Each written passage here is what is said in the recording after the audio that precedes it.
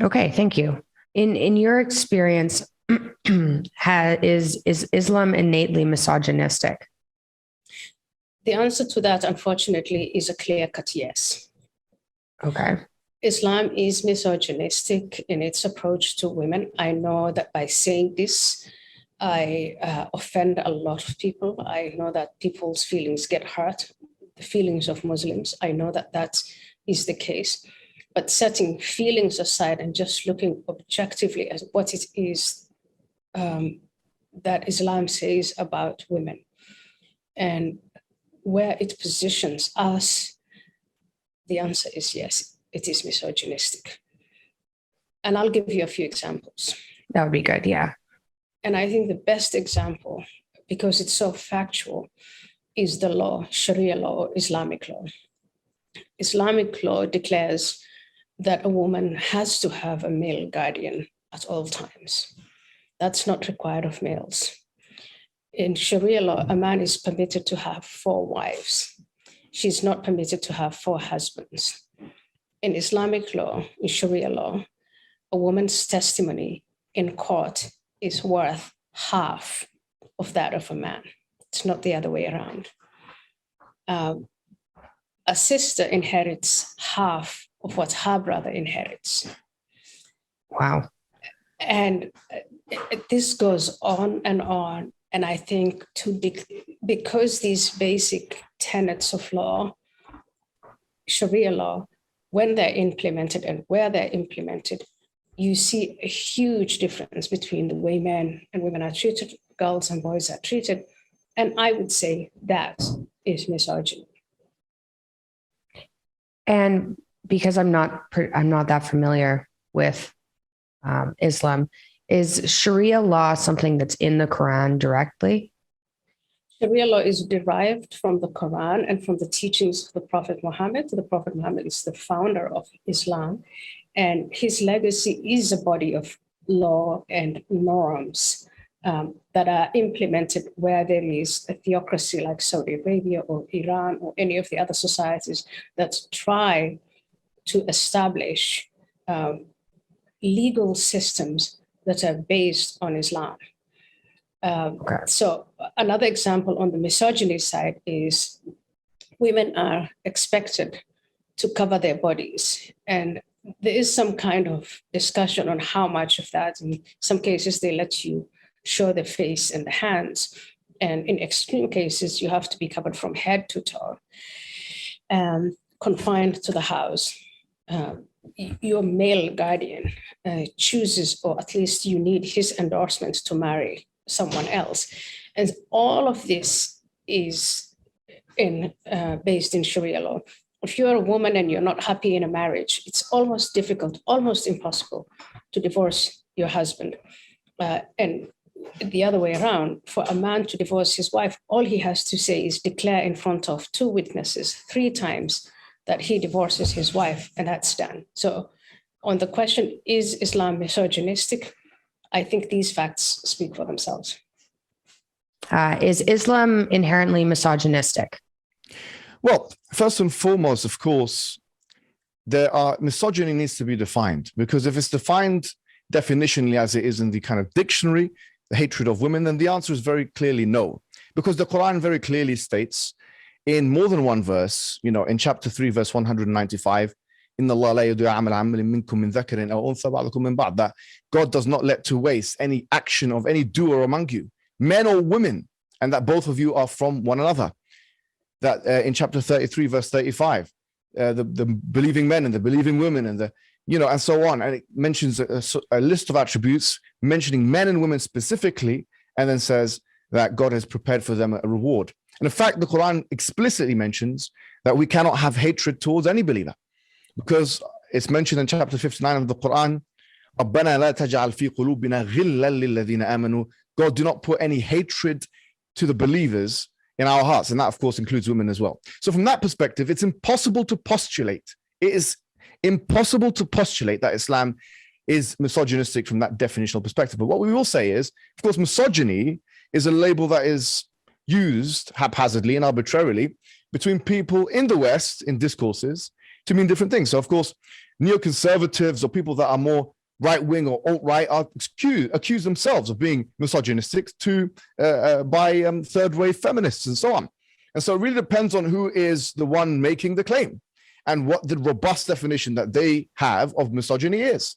And sometimes that can be ideologically kind of inspired. In the case of third-wave feminists, I would say it certainly is. That's why, unfortunately, even your father has been accused of misogyny. I mean, people in the West, credible intellectuals and academics have been accused of misogyny just because they believe in a traditional traditional values of family system, a complementarian family system. And for this reason, they're accused of misogyny. So, but one has to say this, and I think this is very important, Michaela, that we believe that there is an equality of value between men and women. We do believe that there is an equality of value between men and women. The Prophet himself, Muhammad, he said, إِنَّمَا النِّسَاءُ شِقَائِقُ الرِّجَالِ, that certainly men are equal to women in front of the law. That is the general rule. That is a statement of the Prophet Muhammad.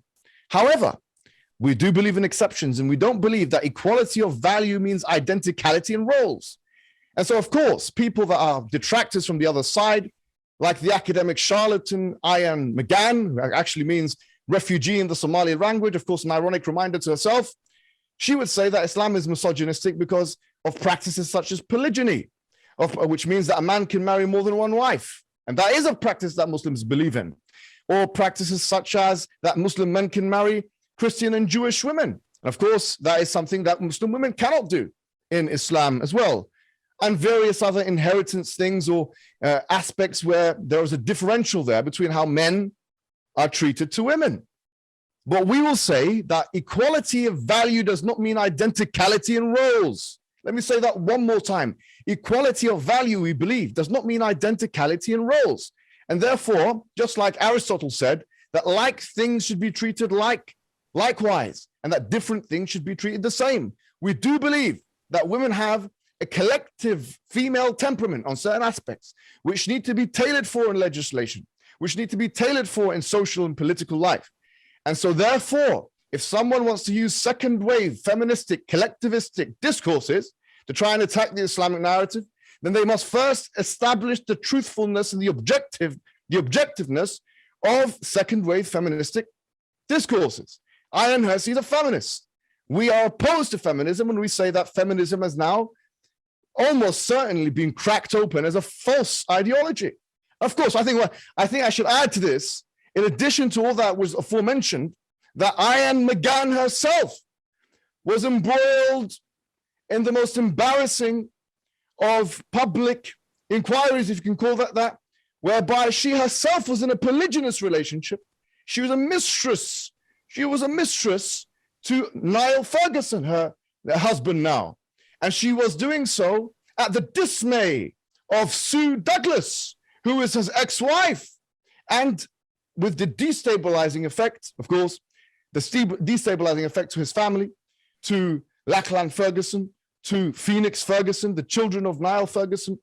So she attacks polygyny in her books, but she practices it in her daily life.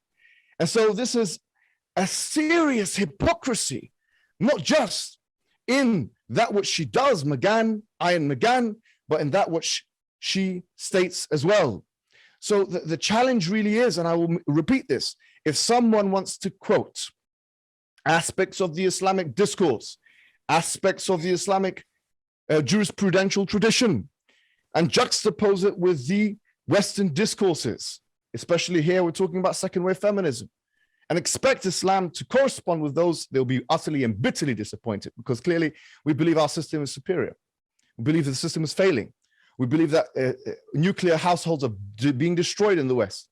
We believe that you've got it wrong. We believe that we've got it right. And so in order to defeat us in argument, you must first argue from first principles.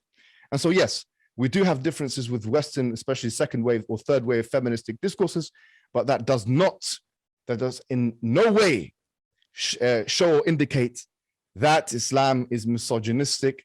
To the contrary. And one last thing I will say is Mغan herself is blissfully ignorant. Ian Mغan, blissfully ignorant of the Islamic tradition, the underqualified, overconfident, ultra-crepidarian, academic charlatan, right-wing apple polish-up, obsequious woman that she is, doesn't even know that it doesn't even know the basics of the Islamic tradition. Mentions in her book, Heretic, in page 77, that we worship Muhammad. She doesn't even know the basics of the religion. She makes squandering mistakes, one after the other, about gender in jurisprudence in Islam. In her latest book, Pray, you can see it in page 151, where she makes a series of unsubstantiated claims about Muslim women and their rights in Islam, saying that their rights can be sold to strangers, and all kinds of nonsense propositions which have no basis in the religion of Islam. So if you really want to know about women's rights in Islam, one has to go to the source.